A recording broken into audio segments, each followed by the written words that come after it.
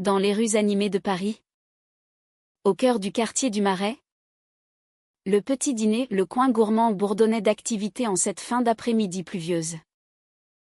Émilie Laurent, une femme d'affaires de 32 ans, poussa la porte avec un soupir de soulagement, échappant à l'averse qui battait les pavés.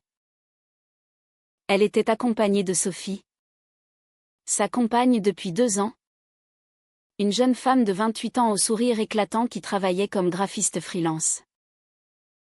Les 2 femmes, trempées mais riant de leur malchance, s'installèrent à une table près de la fenêtre, ignorant les regards curieux des serveurs derrière le comptoir. À peine assise, un serveur nommé Marc, un homme d'une 40aine d'années au tempérament bougon, murmura à sa collègue Lucie, « Regarde ça. Encore une de ces lesbiennes qui viennent parader ici. Comme si on n'avait pas assez de touristes bizarres. » Lucie, une jeune femme de 25 ans qui cachait elle-même ses inclinations depuis des années par peur du jugement familial, rit nerveusement pour ne pas contrarier son collègue.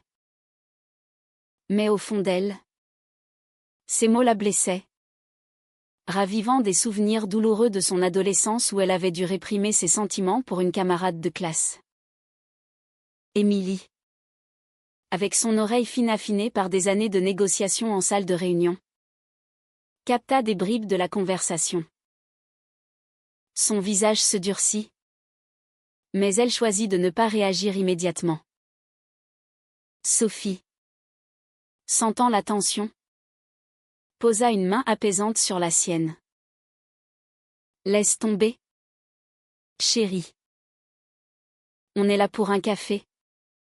Pas pour une bataille. » Mais Émilie, connue pour son tempérament de feu, bouillonnait intérieurement. Elle n'était pas du genre à laisser passer les insultes, surtout pas celles qui touchaient à son identité.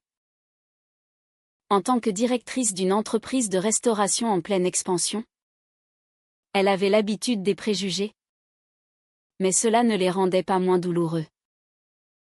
Le service fut lent, intentionnellement peut-être, et quand Marc apporta enfin leur commande, il glissa un commentaire sous cape, « Voilà pour les dames. » Ou ce que vous êtes. Émilie leva les yeux, son regard perçant croisant celui du serveur. « Pardon » demanda-t-elle d'une voix calme mais ferme.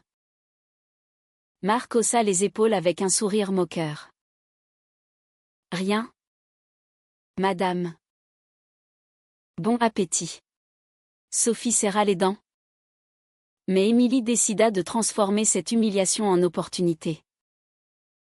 Elle sortit son téléphone et envoya un message rapide à son assistant, « Vérifie le statut financier du coin gourmand.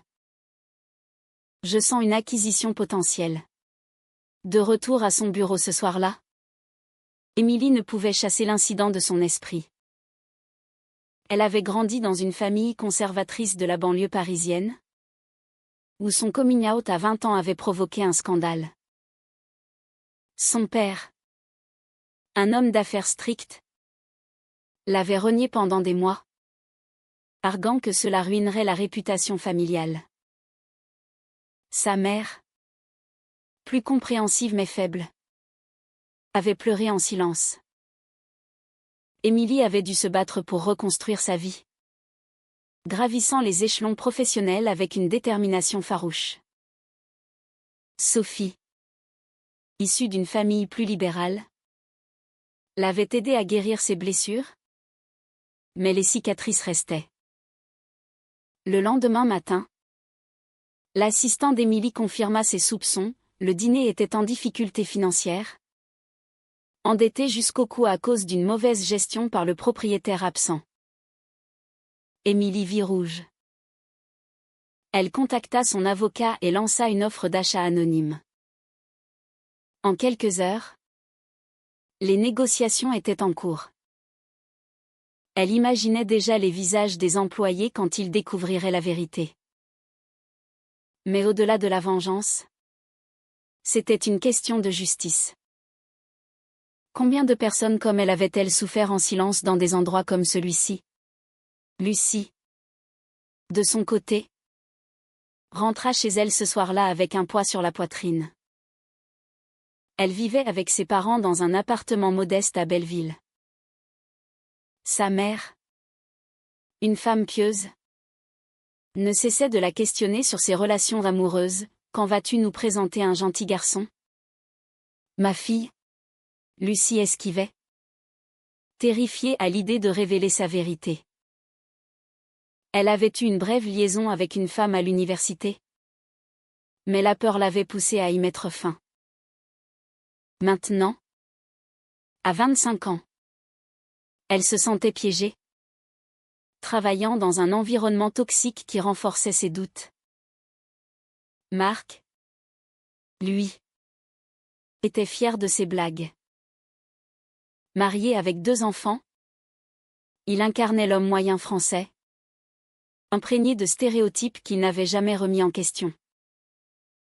Ses collègues le suivaient par habitude, mais en privé, certains roulaient des yeux. Le propriétaire du dîner, un vieil homme nommé Pierre, était trop occupé par ses problèmes de santé pour s'en soucier. Émilie passa la nuit à peaufiner son plan. Sophie essaya de la dissuader. Est-ce vraiment nécessaire? Tu vas te mettre à dos tout le personnel. Mais Émilie était résolue. C'est plus grand que nous. Sophie. C'est pour toutes celles qui n'ont pas la voix pour se défendre. Le lendemain, l'offre fut acceptée. Émilie devint la nouvelle propriétaire du coin gourmand, prête à affronter les conséquences. Au dîner, l'annonce tomba comme un coup près. Pierre réunit l'équipe, j'ai vendu l'établissement. La nouvelle patronne arrive cet après-midi. Les murmures s'élevèrent, mais personne n'imaginait la suite. Quand Émilie entra, un dossier sous le bras, Marc blêmit. Vous, balbutia-t-il. Émilie sourit froidement. Oui. Moi. Et nous allons avoir une petite discussion sur le respect au travail. Lucie sentit son cœur s'emballer. Était-ce une chance pour elle de sortir de l'ombre? Ou le début d'un cauchemar? La tension était palpable. Et les jours suivants promettaient des révélations explosives. Les premiers jours sous la direction d'Émilie furent un tourbillon de changements.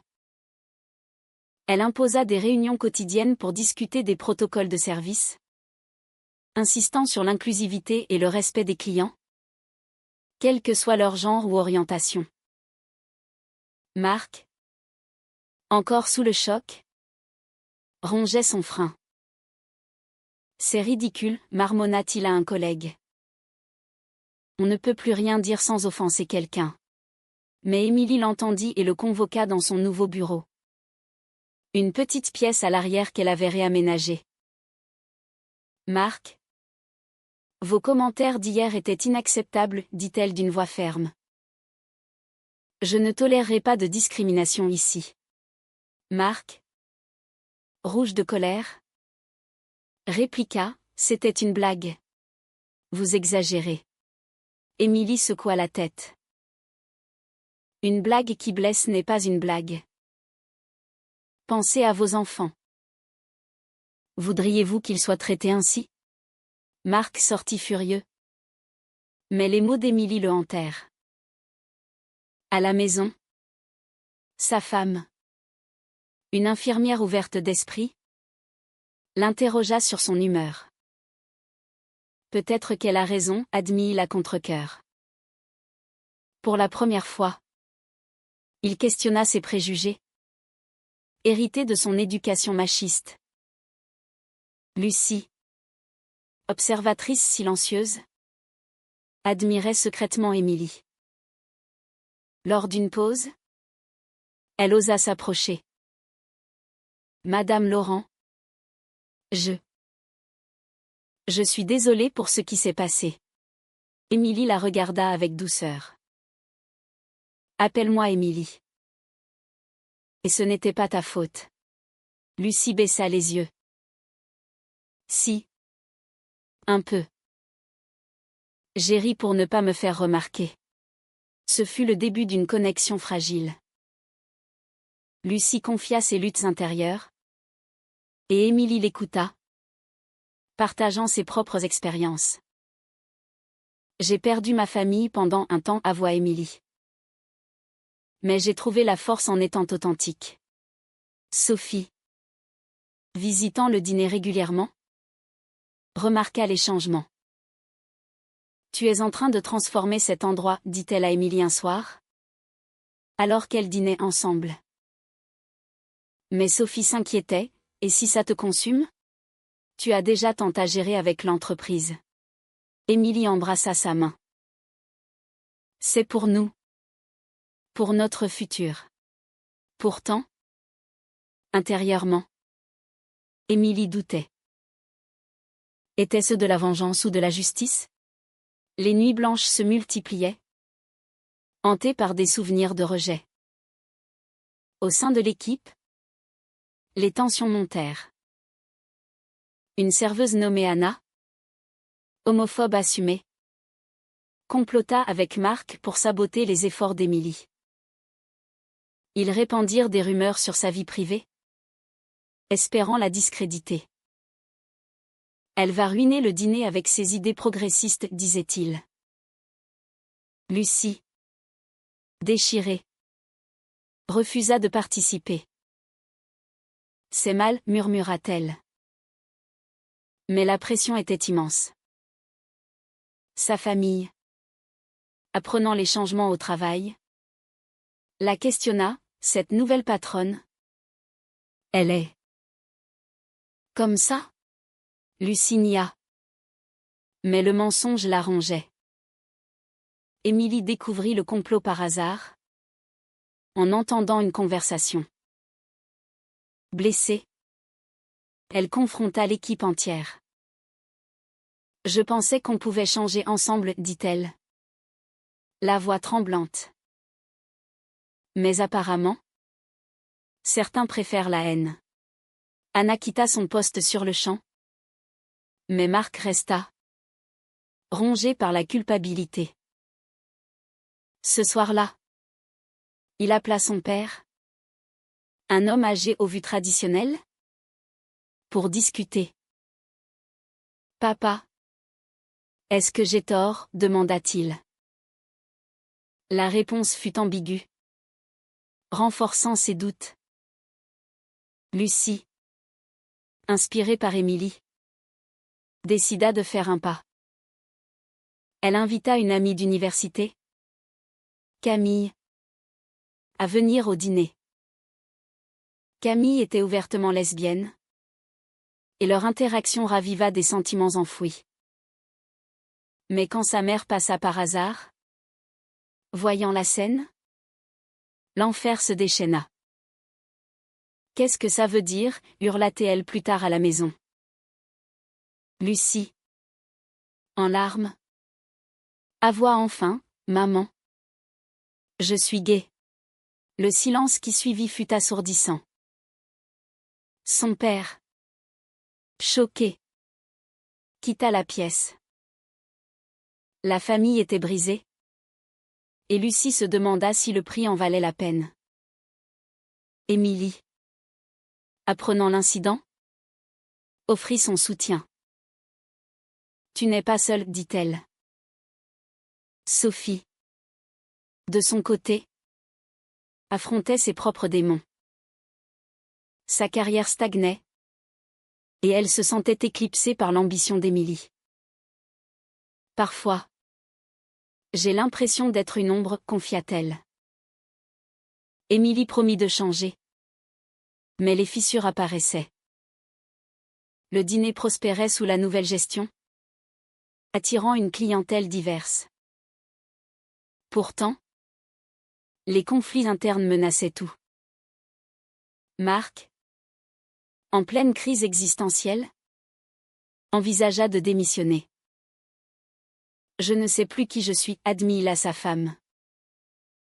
La société française avec ses avancées sur les droits LGBT, contrastait avec les poches de résistance comme ce dîner. Émilie se questionnait, avait-elle le droit d'imposer le changement? Ou était-ce une forme de tyrannie? Les semaines passèrent, et un événement majeur approchait, une fête d'anniversaire pour Sophie, organisée au dîner. Mais des secrets menaçaient d'éclater, promettant des révélations qui pourraient tout détruire. La fête d'anniversaire de Sophie se transforma en champ de bataille émotionnel.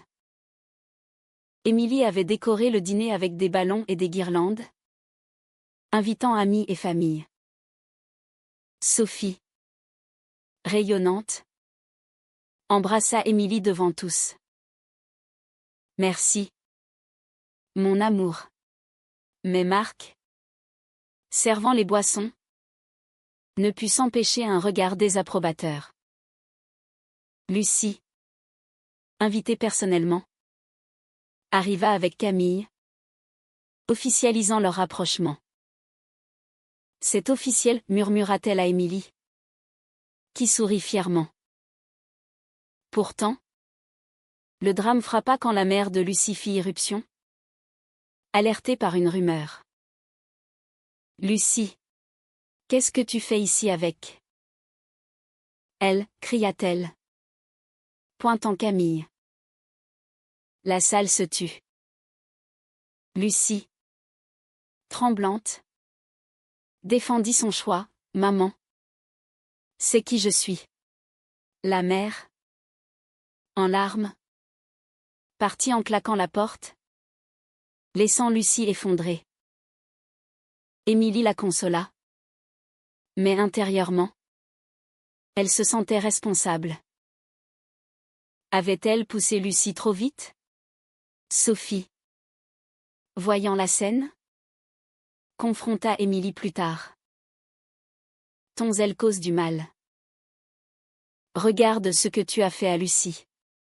Émilie se défendit, je l'ai aidée à être elle-même. Leur dispute s'envenima, révélant des frustrations accumulées. Sophie avoua, je me sens négligée. Ton travail? Ce dîner? C'est tout pour toi. Émilie, blessée, répliqua, je fais ça pour nous. Pour un monde meilleur. Mais les mots étaient durs, et Sophie partit en pleurs. Marc, témoin de tout, eut une épiphanie. Il s'approcha d'Émilie le lendemain. Je m'excuse. J'ai été un idiot. Émilie, surprise, accepta. Prouvez-le en changeant. Marc promit. Et commença à défendre les valeurs inclusives auprès des clients réticents. Sa famille le soutint. Sa femme l'encourageant à évoluer. Lucie, dévastée par le rejet maternel, envisagea de retourner dans le placard. Peut-être que ce n'était pas le moment, dit-elle à Camille. Mais Camille, forte, la convainquit, le bon moment n'existe pas. On se bat pour notre amour. Lucie contacta un thérapeute, commençant un chemin de guérison. Pourtant, la pression sociale pesait, amis d'enfance la distançaient, et des commentaires en ligne la harcelaient. Émilie, seule ce soir-là, appela sa propre mère. Maman, ça va mal. La mère, qui avait fini par accepter, conseilla, le changement prend du temps. Ma fille, sois patiente. Mais Émilie doutait de ses méthodes. Était-ce égoïste de forcer les autres à affronter leurs démons? Au dîner, un incident majeur survint, un client homophobe insulta un couple gay. Marc intervint, le chassant. Pas ici, dit-il fermement. Émilie, fière, le félicita. Mais cela attira l'attention des médias locaux. qui publièrent un article sur la « révolution inclusive du coin gourmand ». Les réactions furent mitigées, soutien des communautés LGBT. Mais backlash des conservateurs. Sophie revint. Et elles se réconcilièrent.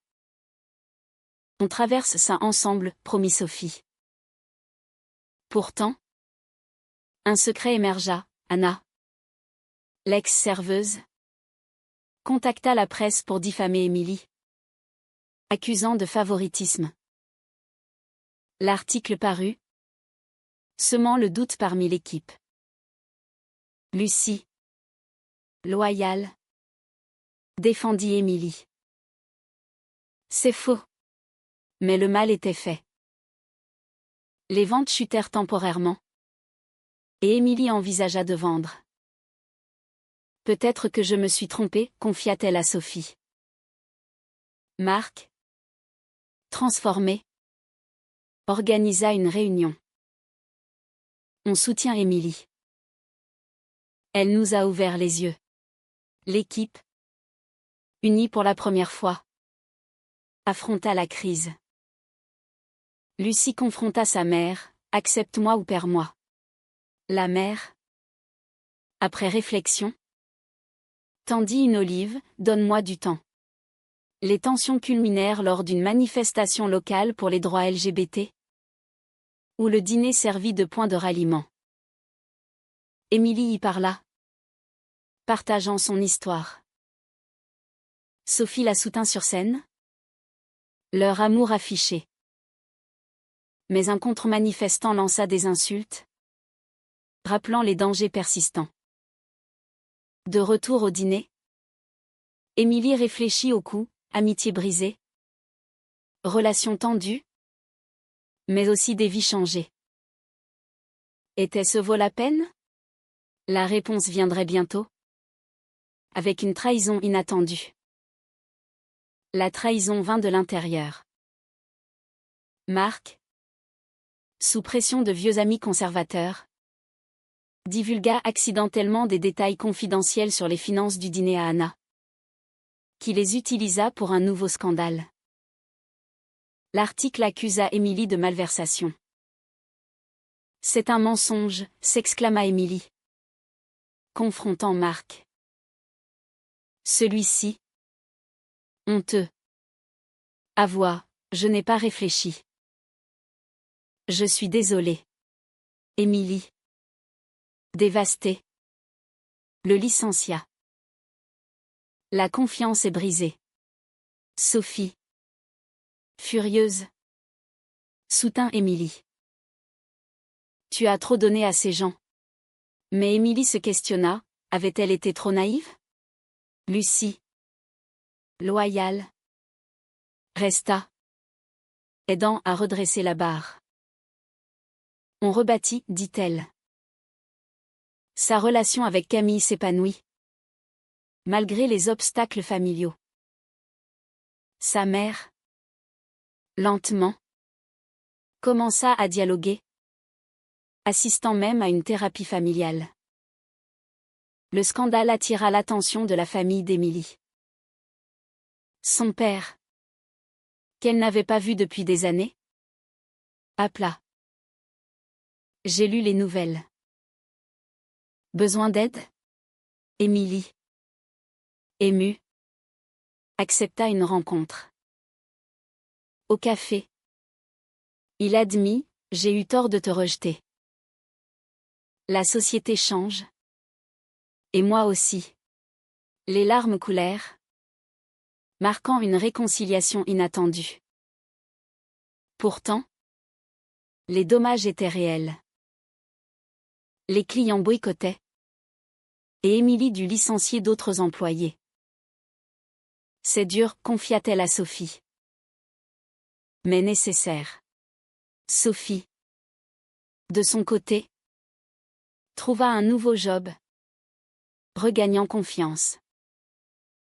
Leur couple, testé, en sortit plus fort. Lucie affronta un choix moral, témoigner contre Anna en justice. C'est risqué, dit Camille. Mais juste. Lucie accepta, exposant ses propres luttes. Le procès, médiatisé, mit en lumière les discriminations au travail. Émilie témoigna aussi, transformant le mal en bien.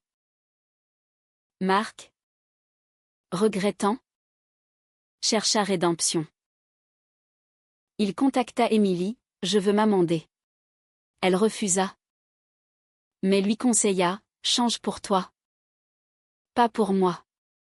Marc rejoignit un groupe de soutien pour hommes questionnant leurs biais, entamant un voyage personnel. La société parisienne réagit, soutien afflue. Et le dîner devint un symbole de résilience. Émilie organisa des ateliers sur la diversité, attirant de nouveaux talents. Pourtant, les blessures intimes persistaient. Sophie avoua un doute fugace, « Et si on avait une vie normale ?» Émilie répondit, « Notre normalité est celle-ci. » Un twist final approcha, Lucie découvrit que sa mère avait secrètement soutenu des causes LGBT dans le passé, réprimée par son propre mariage. « Pourquoi ne m'as-tu rien dit ?» demanda Lucie. La mère pleura, « J'avais peur. » Cette révélation guérit des plaies générationnelles.